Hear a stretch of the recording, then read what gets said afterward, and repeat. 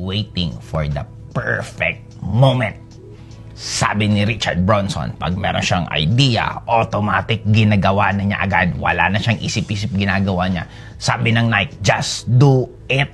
Sabi ko naman, classmate, kung ano man ang iniisip mo, simulan mo na. Kung gusto mong maging vlogger, gumawa ka na ng video. Sabi nga nila, your first video will be your worst video. Then simulan mo na. Gusto mong magnegosyo, magtayo ka na.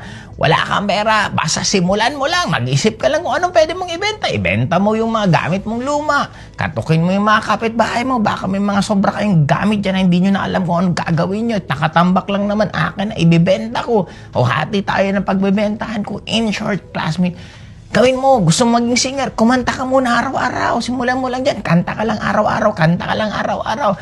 Sunod, pag may mga naririnig ka nagbibideo, okay